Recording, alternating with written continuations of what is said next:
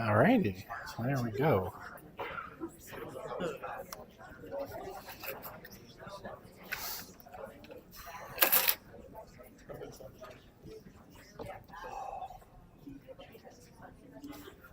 Okay, let's jump in here. All right, so, sorry, too many chairs as always in this room. All right, so we're going to keep going talking about religion, depending on how long this one takes. So that could be our last topic or our next to last topic. It's just everything from race and ethnicity forward. So whatever was after midterm number 2. Okay, I swear I'm going to stop answering that question someday. Yeah, so final exam is non-cumulative, just like the 2. It's like a third midterm, basically. Just get a little longer to rate it. Okay. Sorry. There's too much going on. Alrighty. So, here is where we left off last time, but let's go back one slide. Actually, no, let's not. So we're talking about religion, right? So historically in sociology of religion, there's kind of been 2 big categories of definitions, and there's a third one that we can kind of tack on a little bit, though it's not the most useful. These are the two big categories are the substantive and the functional. Okay, so we'll do the substantive one first. So the substantive, right? What does a substantive definition of religion entail? Basically, it is the substance of religion, right? What is inside religion is basically what substantive definitions of religion are geared at sort of accessing, right? So definitions that are substantive will tend to talk about the kinds of beliefs that are within religion, the kind of rituals, like what makes religion, beliefs in like a God or a transcendent being or something like that, right? Ways of living it out, how they actually look within religion. Okay. So, substantive definitions, right, will tend to emphasize, humanity's relationship with the supernatural, the transcendent, or the otherworldly. Again, what's kind of in religion, what is religion about is a substantive definition. And typically, these have a beyond this, oops, that's not what I meant to do, beyond this world kind of element. Okay. Sometimes substantive definitions will talk about the 7 kind of elements of religion, right? 7 things that they tend to see in religion, right? So the first one is kind of, oops, wrong screen. First one is kind of obvious, right? The ritual, right? So what are the traditional actions that are inside of religions that are meant to kind of help people create a link between themselves, right? Between the religious person and, either the religious community or, the transcendent, right? Now, the religious community aspect is really important because, these definitions, the substantive and the functional, come to us from, the substantive comes to us really from Weber, and the functional comes to us mostly from Durkheim. And so one of the things that's really important to note about both of those thinkers is neither of them think that religion actually refers to anything, right? Like when you're talking about, a supernatural being, both Weber and Durkheim are atheist, agnostic, kind of on the spectrum, right? They don't believe that there is a God. They believe that God is a creation of human societies, right? To the point where Durkheim says, religion is man worshiping himself, basically. Anyway. So, whether we believe that as sociologists that there is a God or not doesn't really matter. But these definitions tend to be written in such a way, right, that they focus on like the community elements of religion rather than like the truth. But, this substantive definition will say, right, you have these rituals in religion that are meant to forge a connection between the religious person and the community and whatever they think of as the sacred beings that they're trying to connect with, whether this be God or the gods or, karma, whatever it happens to be. Okay, so, things like Mass in Roman Catholicism, right? Holy Communion as part of the Mass would be an example of these kinds of rituals, or things like the Hajj in Islam. And there's like a billion different kind of examples, right? You could take from any number of religious traditions that would be examples of these kinds of rituals, right? But they're just ritual actions repeated, in a kind of sequence that you do at particular times with religious specialists or sometimes not, right? Okay, so that would be ritual. Myth is the second one. And here, don't think of myth in the way that we sometimes use it popularly to say, oh, that's a myth, right? There's some story that we tell that isn't true. In these kinds of definitions of, sociology of religion, myth is more meant in the sense of, stories or narratives that are meant to illuminate facts about the world, right? Whether they're factual or not, right? The creation stories, right? How the world came to be. Is it on the back of a turtle? A turtle emerged from the ethereal muck, and the world was born on the back of the turtle, or God created, the world in 7 days, right? Whatever it happens to be, in terms of the creation myth, those would be, facts that they're meant to illustrate something about the world. Often say the relationships of human being to nature, the relationships of human beings to whatever they consider divine, right? And if you think of the Greek story of creation of human beings, basically as workers for the gods, and then being given fire by Prometheus, which allowed them to transform their circumstances. And then, how did evil come into the world? Well, Pandora opened a stupid box and let out all of the bad things in the world, right? It's a myth, but it's meant to illustrate the relationship of, human beings to the divine and to the natural world in a lot of ways. Okay, so again, not necessarily meant in oh, those things aren't true, but they're stories about the past, or maybe not even about the past, because they're not always thought of as historical, but stories that illustrate some kind of deeper truth, right, would be myths.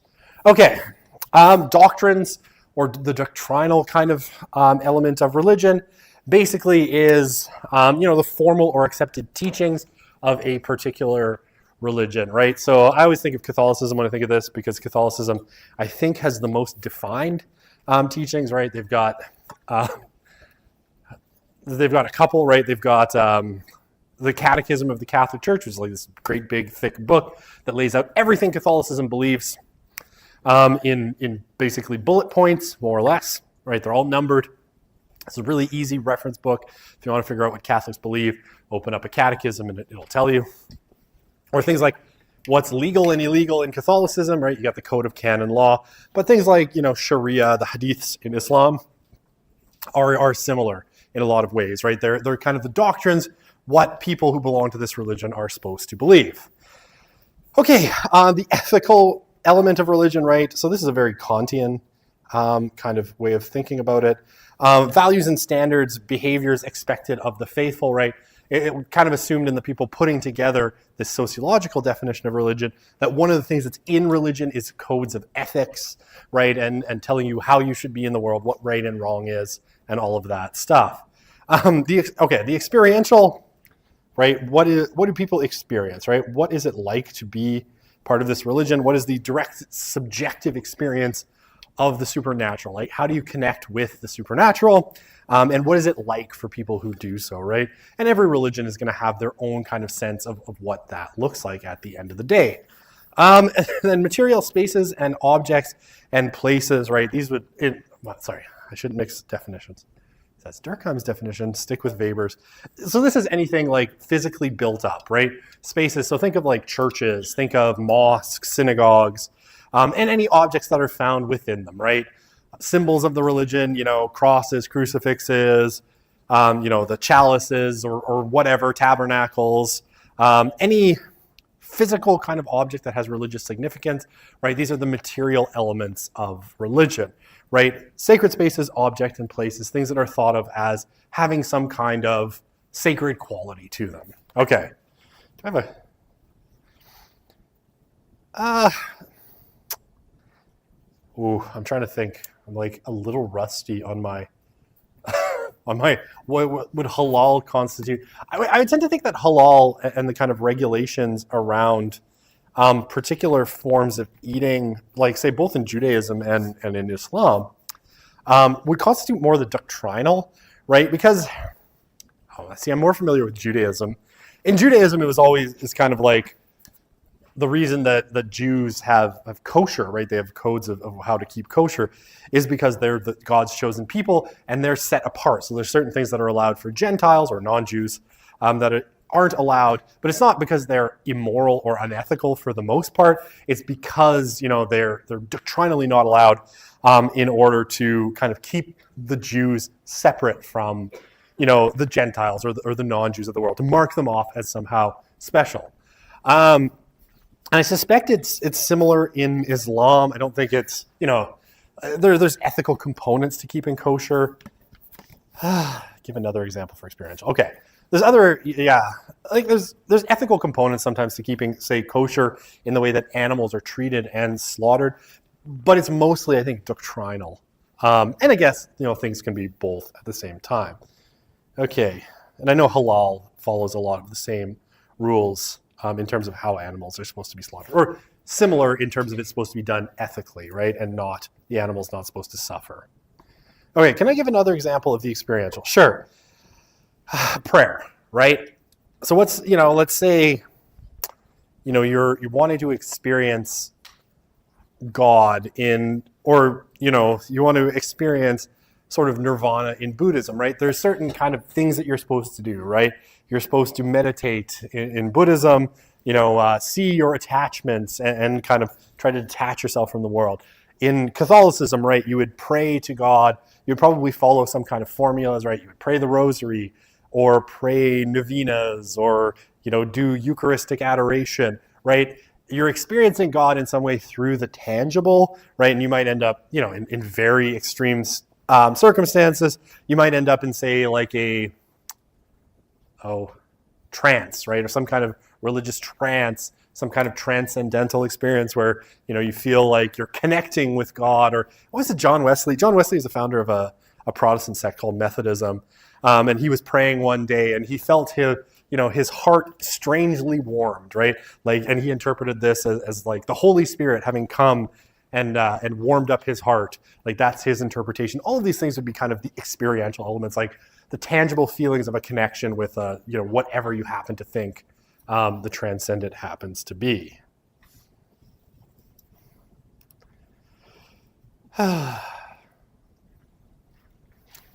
What's the difference between being atheist and being non-religious?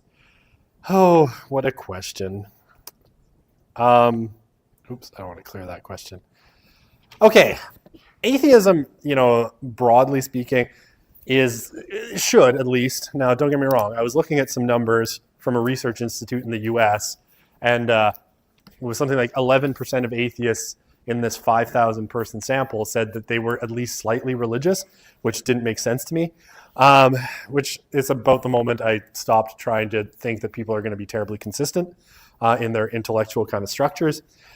But at least in theory, right, atheists would be an outright rejection of the idea that there is a deity, a God, or any kind of transcendent realm, right? So, fundamentally, atheism should, at its core, sort of posit a philosophical materialism, right? That basically the only thing that exists is the physical world, right? That there is no spiritual realm, there are no spirits, there are no anything, right? All there is matter, and you and me and every human being are just bags of meat floating through, hurtling through the universe on a big, slightly wet rock, and not much other than that, right? And when we came from nothing, right? Randomly evolved through chance, and when you die, nothing happens. You're just gone. So, non-religious. Oh, more questions. No. Well, anyway, this is a whole question. Again, expecting people to be intellectually consistent in the way they think about themselves is a mug's game at best. Non-religion, right, tends to be, when we look at it on surveys and the way people identify, they won't necessarily say that they're atheist, right? That's a pretty singular stance on metaphysics. Non-religion is mostly just kind of meh, right? Like, they don't belong to any particular religious denomination. They're probably not that interested in religious questions for the most part. I mean, a lot of people who say no religion on a survey will then say that they're spiritual, right? Or even some of them will say that they're religious. A lot of that spirituality. See, now this is the problem. I teach like 3 different classes in sociology of religion, and I could talk about this, and I have for entire semesters. So like you've entered a realm which both confuses and intrigues me, and the answer isn't all that straightforward. But I will say, a lot of people who are non-religious might honestly say they're spiritual in some way, and they have some spirituality. They might believe that God exists. Some decent percentage of them do. In the US, it's about 2/3 of them say that they think that there's a God or universal spirit. So it's a kind of a hodgepodge, to be honest. No religion is a bit of a hodgepodge. And it's not very consistent. People come up with their own beliefs about the world. Okay. Wouldn't an atheist who is slightly religious just be someone who is agnostic? Agnostic, again, if you're looking at definitionally, agnostic from the Greek, a, which means no, and gnosis, which means knowledge, should just be people who say, I don't know. There isn't enough information available with which to make... Yes. There isn't enough information with which to make a judgment, right? And so they just basically say, I'm not going to make a decision, but they're a separate category from the nones, because typically our surveys say atheist, agnostic, no religion, or nothing in particular. So it's very odd. It's a very odd world, and there's a lot of nothing in particulars. Okay, you're going to Valhalla. Sounds good. You can be there with Thor, but not the Thor from the last Thor movie. That Thor's super lame. Okay, so a functional definition, right? Functional definitions are more about what religion does, right? So this is a very famous functional definition from Clifford Geertz, right? Who suggests, religion is a system of symbols, right? So that's what it is. But more importantly, the second part, right, which acts to establish powerful, persuasive, and long-lasting moods and motivations in men. Okay, so that's really like in a functional definition, what does religion do? It establishes a powerful, persuasive, and long-lasting moods and motivations in men. And how does it do this? By formulating a conception of a general order of existence and clothing these conceptions in such an aura of factuality that the moods and motivations seem uniquely realistic. But right, basically that point number 2 is for him what religion is, right? It is, something which acts to establish powerful. All right, slow down, slow mouth down. Powerful, persuasive, and long-lasting moods and motivations in men. That's what its function is, right? To give you kind of these moods and motivations that then get you to do things, right? Now, how does it do this, right? It makes it seem like it's real. It gives you a worldview, right? A conception of the general order, a worldview, and then it makes it seem so true and factual that it seems uniquely realistic, right? That's what it's doing in society, right? Okay. Now, I will say for functional definitions, right, there's a ton. Is just one example. There's a ton of definitions, right? When you look at Durkheim, right, Durkheim talks a lot about basically the idea that the purpose of religion, like what religion does, is it binds together communities, right? It gives people shared systems of morals and values, right? And those shared systems of morals and values allows people to, cooperate with each other, right? So religion, well, Durkheim does not think religion refers to anything in the supernatural, right? It basically is a system that gets everybody believing the same thing so that communities can act together with a singular purpose, right? Because what Durkheim thinks is communities can only really act together with a single purpose when they share the majority of their morals and values with each other. Otherwise, people are just bickering about every little thing. This is what Geertz means by establishing sort of long-lasting moods and motivations in men. Like it draws people to a particular set of ideas that is broadly shared, and then sort of allows them to cooperate. Now Durkheim makes a whole bunch of other, and again, I don't want to actually get into it too much. I don't like Durkheim's definition, but Durkheim says that religion refers to the things that are sacred, and excludes all of the things that are profane. Now, unfortunately, one of the problems with Durkheim is he never bothers to define what sacred is. The sacred things are essentially, it's like a circular definition in Durkheim. The sacred is all those things that are sacred. And the profane is all those things that aren't sacred. So he never kind of defines it really well. And so his definition, in my mind, isn't the most useful. But yeah, this is basically for him, what's most important is what religion does, and it's binding people together to help them, do tasks together. Okay. So, religiosity. What is religiosity?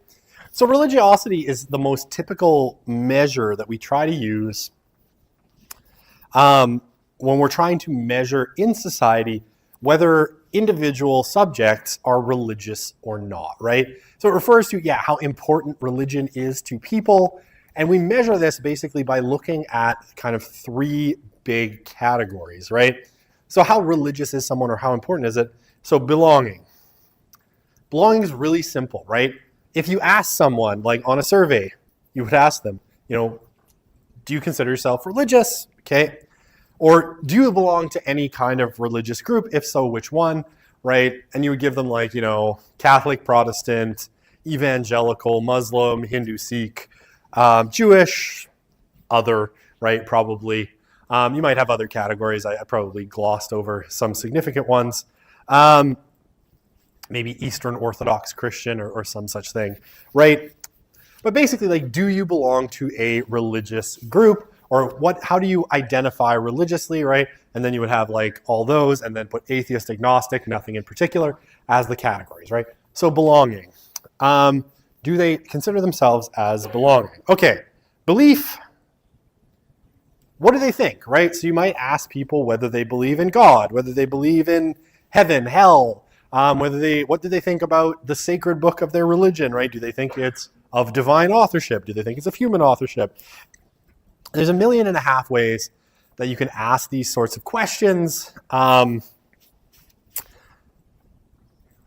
what people believe. Most people stick to kind of general ones, things like, do you believe in God or a universal spirit or something like that? But that's pretty, that's a pretty general one, and it's pretty typical that people will use something like that. All right, this helps me know what time it is, so I'm going to turn this around. There we go. Okay, so beliefs, right? What do people believe? And behavior. Now, this is always, I think, the most interesting one. What have I done? Behavior. Behavior, I think, is super interesting because you ask people more about what they actually do. And this is typically questions of how often do you attend religious services? Now, most it's weekly plus, once a week or more, weekly, several times a month, monthly, several times a year, seldom, never are the most typical categories when we talk about, doing surveys on religion. And the same thing with prayer, right? How often do people pray? Okay, so it's daily, several times a week, several times a month, monthly, seldom, never, right? Would be the kind of categories we typically get for something like prayer. So I did religious service. How often do people interact with sacred texts, right? The Bible, the Quran, Bhagavad Gita, whatever it happens to be that's sacred in your religion. I think I butchered the pronunciation of that one. I'm really sorry to all my Hindu students. I've always struggled with the pronunciation of that one. All right, so specific behaviors that they do. Do they, do social justice work as part of their religious beliefs? Anything kind of like that, right? What is it that how do they actually, experience religion? How often do they do religious behaviors? Those are the three big categories that we tend to look at. Okay. No questions. I should have put more question slides so I don't have to tab back so often.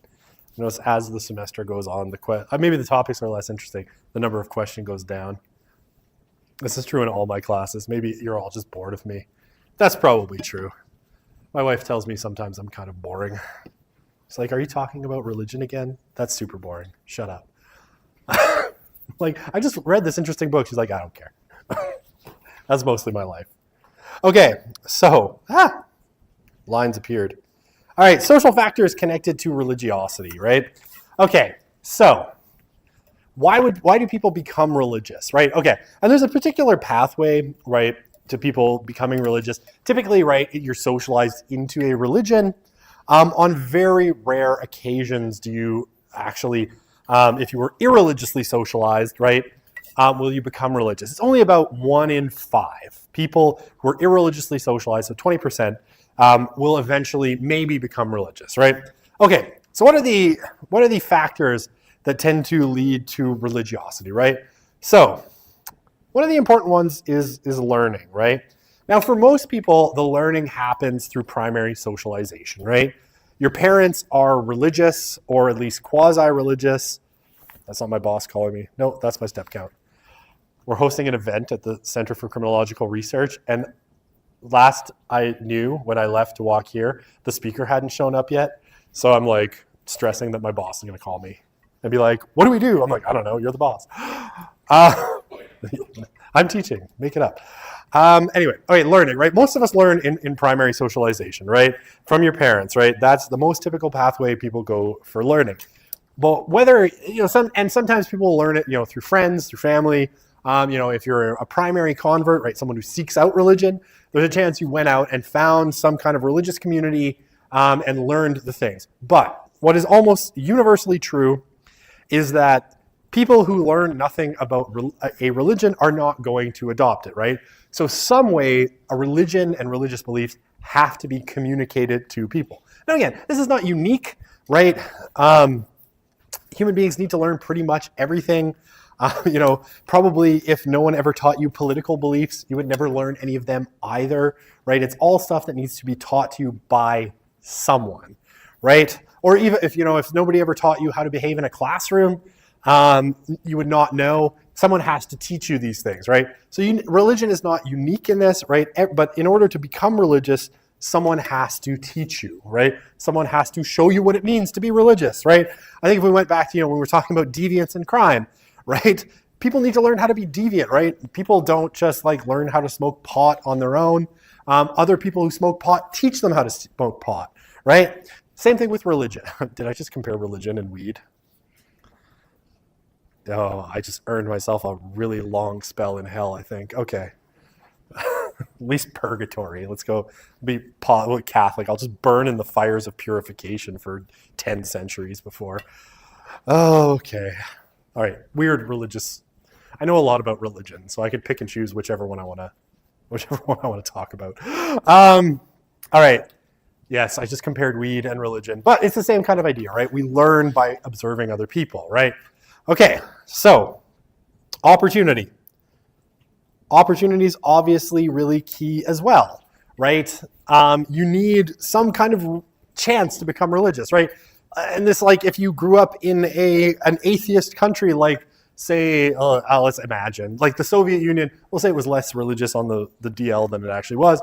Officially, or let's say North Korea. Let's go with North Korea. I don't actually know what's happening in North Korea, but let's pretend it's 100% atheist, which is probably true, except for worship of the leader. Okay, stop talking. You're driving myself off a cliff here, right? If you had no opportunity to learn about religion, because there are no religious people, right? Everybody is an atheist. Obviously, you could never become religious, right? There's no opportunity to do so. There's no opportunity to attend religious congregations, learn religious things. You can't ultimately, become religious without an opportunity to do so. Okay. One of the arguments as to why religion might be dying now is that as there are fewer and fewer people who are religious, there's less and less opportunity to experience religion. Anyway. Okay, and the last one is need. Now, this one is a little bit, I think, dicier. The argument has always been, and this is kind of a Marxist argument, that people are religious because they need something. It fills a need in their lives. Now, the Marxist conception has always been, right, this is Marx's famous quote, religion is the opium of the people. It's the sigh of the oppressed creature longing to be free, right? Basically, that it basically, when people's lives are so bad because capitalism, they need they need religion because they're poor, and they need some idea that the afterlife is going to be wonderful to get them through the day, right? So it creates a sort of need. Now, I think we've gotten a little bit more sophisticated, and I don't love Marx's kind of way of thinking about religion because, I mean, he's wrong. And he's specifically wrong because actually rich people tend to be more religious than poor people by the numbers on the whole. Sometimes people construe this as like, terror management, right? This is a psychology term. There, I said something nice about psychology. They have a term that I use. Terror management, right? The idea that we dread the existential nothingness of death. So we need religion to sort of tell us that everything's going to be okay, and you and your beagle Fluffy are going to be together in heaven once more because all dogs go to heaven, according to the movies, right? So some kind of need, right? Whether it's an existential dread or your life sucks so much on earth that you need to think there's a wonderful afterlife where you get your rewards, right? An endless feast or a party or something, right? But some kind of need. This is also why, a lot of sociologists have posited that people get more religious as they get older, right? That, as you approach the dread door of death, ooh, nice alliteration. You need some kind of reassurance that once you expire, that this isn't the end and you will not just cease to be. Again, I don't know that that's always the case. Certainly in Buddhism, the goal is actually to end your own existence and escape the cycle of suffering and devolve into nothingness. But that's neither here nor there. But the theory has always been that you need some kind of religious need, right? Something that motivates you to become religious, which I have thoroughly undermined. Okay. So, religion and society. I did a good job finding a cross wrapped in a Canadian flag. I, however, this weekend was playing around with Bing's chatbot Copilot and realized that I should start generating custom images for my slides. I generated a really strange image of a mouse in a pink tutu wielding a chainsaw. It's a joke with my daughter because she has this little tiny mouse stuffy, and for whatever reason she's created an insane personality for it. And at one point, it stole a chainsaw from my son's G.I. Joe, and it's been wielding a chainsaw ever since. My daughter's an interesting person. I like her a lot. So I created a Bing AI image of it. It's really cool. And I'm like, I should do this for all my classes. Anyway, next time I will open the slideshow with my chainsaw wielding mouse. It'll blow you away. It's pretty awesome that somehow these chatbots can create images as good as that one. Anyway, all right. 35. Okay, still lots of time. Religion and society, right? All right, so we still live broadly, when we talk about Canada and the United States, right? A little bit less true for a lot of European countries, but they're overwhelmingly countries where the majority still believes in God or a universal spirit of some kind. Now, this isn't consistently, say, the God of Christianity or Judaism or Islam, right? The Abrahamic God. It's often a sort of increasingly a customized God that I made up myself. That's a story for a different course altogether. That course is Sociology 376, the Sociology of Religion. But basically, right, still broadly, religion should hold some sway over Canadian society, but in what's called the process of secularization, right, there's a lot of evidence that the scope of religion's authority, right, the actual power that religion has over people is decreasing year over year, decade over decade, right? It governs fewer aspects of life than it once did. And if you want any evidence of this, right, you just have to look at Catholics and their views on contraception. So the Catholic Church, maintains this very strong ban on artificial contraception, right? Which is that it's not allowed at all, right? No artificial contraception, no condoms, no birth control pills, no IUDs, no nothing. Now, when it comes to actual Catholics and their kind of lived experiences, the majority of adult Catholics who have been sexually active have used some kind of birth control. It's about 98%, right, of adult Catholics have used some kind of birth control. Only a very small fraction haven't, right? So this is the kind of idea of the decline in religious authority, right? Catholics for the most part, probably know that their church says no birth control. They just don't care because they're making that medical decision on a completely different basis, right? It's just simply not important to them in most ways. Okay, so yeah, religion has less and less authority, right? And like if you look, when, say, a religious figure, and I think here of like when medical assistance in dying was becoming kind of legal in Canada, right? The Archbishop of Edmonton, along with the bishops of Northern Alberta and the Northwest Territories, put out a big letter, basically decrying, the advent of medical assistance in dying. And unless you were really Catholic or paying attention to religious questions, probably no one even noticed because no one really cares what the Archbishop of Edmonton and the Archbishops of Northern Alberta and the Northwest Territories have to say, right? The scope of religious authority has shrunk vastly, so it's only in church that religion has sway. Now, of course, this is way different from the past, right? Where religious institutions, Catholic Church especially, but the Anglican Church, the United Church as well, used to do things like run schools and hospitals, right? And in a lot of ways, the social welfare system, right? The child system, orphanages and all of these sorts of things all used to be run by religious institutions. And that's simply not the case anymore. Okay, at the same time, religious issues continue to intrude on public life, sometimes in unexpected ways. Especially in, this is true in the US and in Canada, right? There's all these different groups. And as society becomes more diverse, more pluralistic, and especially more secular, there's different groups basically vying to have their rights recognized. Now, it's a little bit simpler in the US, right? Because you have enumerated rights, kind of top down. The ones that are in the First Amendment are seen as the most important. That's like freedom of speech and freedom of religion are in the First Amendment. And then everything else is less important, right? But you have all these battles where government has to mediate between the rights of different groups, right? And often it can be really difficult for the state to kind of find an acceptable solution and kind of walk a middle line between, say, the rights of religious people, the Catholics, and say LGBTQ plus people, right? This was the case, all over Canada, and we see it a lot, right? You have questions of, was gay straight alliances in Catholic schools, right? The Catholic Church and was kind of opposed to having them, but how do you walk the line between the rights of these two different groups? Catholic hospitals and medical assistance in dying, right? Catholic hospitals don't want to have anything to do with the process, at least officially, and yet you have the rights of people to end their own lives as laid out by that Supreme Court verdict, right? So these are hard battles.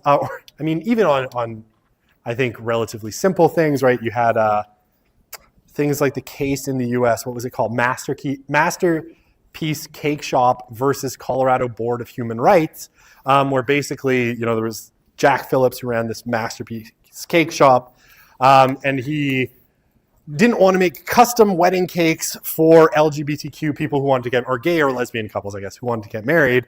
And he said this violated his rights of religion and free speech. And eventually the Supreme Court found in his favor, but it's this tough battle. Say, he was being basically sued by the Colorado Board of Human Rights. There's this hard line to walk when religion and the rights of other groups sort of interact, right? Which ones are going to take primacy? Which one has to give for the other one? These are hard battles, to kind of judge. I think the effort, say, from the Enlightenment on, has been to make religion a private matter because religious people don't treat religion as a private matter, right? They treat it as a piece of public importance. Often religion kind of bumps into the public sphere in ways that can make people very uncomfortable. Even though, if we look at Canada and the US, right, we have this growth in the number of nuns, N-O-N-E-S, not N-U-N-S. The growth of nuns would be very strange, the ones with the habits. But the nuns, N-O-N-E-S, or no religion, growing kind of very, very quickly. In a lot of cases, though, we have new religious movements springing up all the time.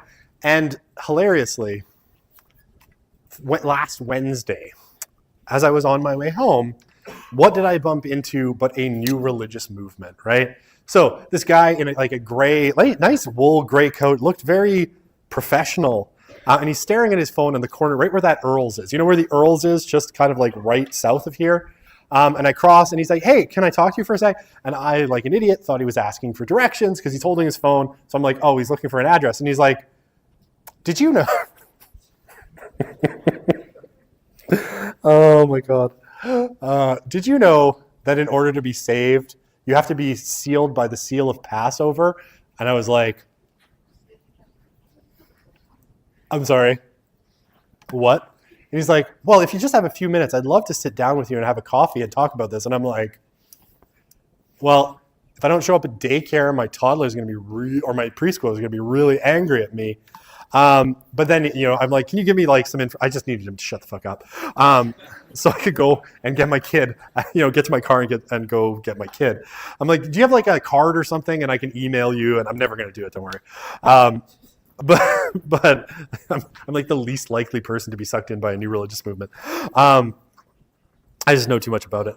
So anyway, he gave me this card, and it's got this like Korean church on it. He's like, this is our center in Seoul, South Korea. I'm like, I see what this is. Anyway, something like God is both father and mother.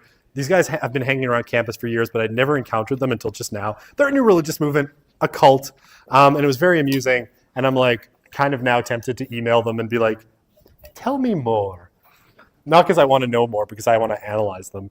And anyway, very fun, very interesting. But new religious movements are springing up all the time. They spring up in crazy places like Seoul, South Korea, and then get over here and extort money from people here to feed their founder, who is the Holy Spirit turned into a Korean woman, which seems super likely to me, but whatever.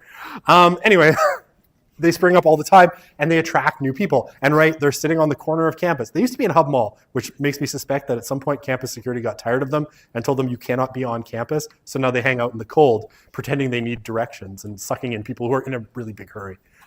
Anyway, there's new religious movements springing up all the time, and they are attracting people, right? And this is going to continue to happen. And yeah, more fundamentalist conservative religious traditions are gaining strength. And actually, liberal traditions, right, the ones that are more likely to say be LGBTQ inclusive, are actually losing ground and are becoming less appealing and losing membership in lots of ways. So life is a strange and crazy place.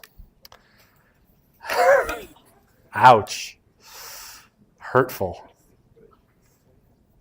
It's true. I'm like, I just read this book. She's like, I don't care. I understand. She just knows. It's never like the greatest new novel from, I don't even know who's popular anymore. But it's like some boring nonfiction text. Okay, you're going to accept the great seal this man was preaching about. Probably, but we already established I'm going to spend a couple centuries in hell for comparing, religion to weed. So we're good. Okay. Oh, what? We can do one of these. We'll talk about it. We'll talk about a couple of quick things here. Okay. So, Durkheim's functionalist approach, right? Basically, what Durkheim thought is that, like I said, when people live together, they share common sentiments and values, right? And religion facilitates this, right? If everybody believes in the same religious system, everybody basically has shared meaning. And he says that this forms, a sort of collective conscience, right? The collective conscience, so everybody has the same shared moral values.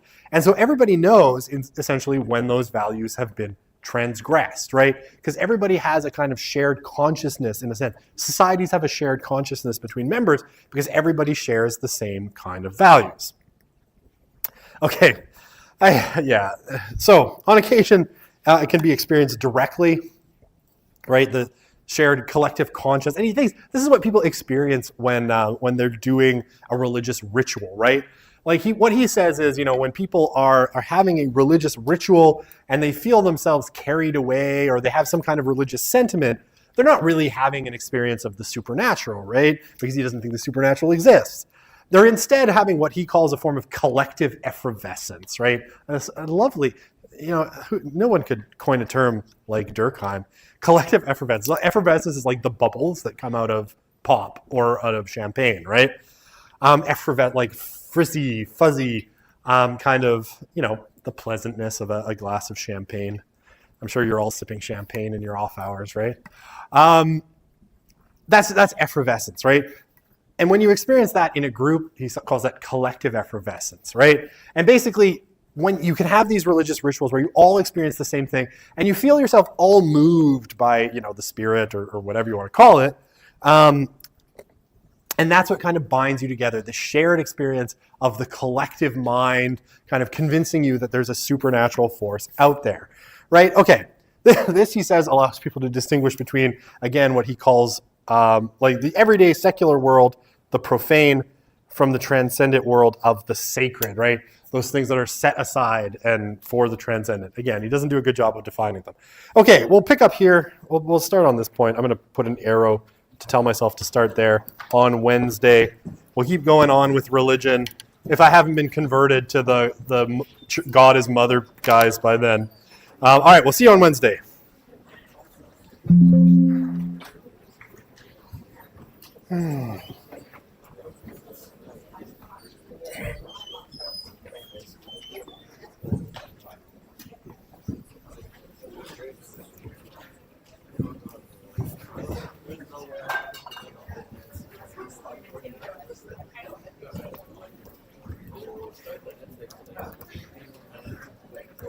Hello. Hello. Do you have a second for a question?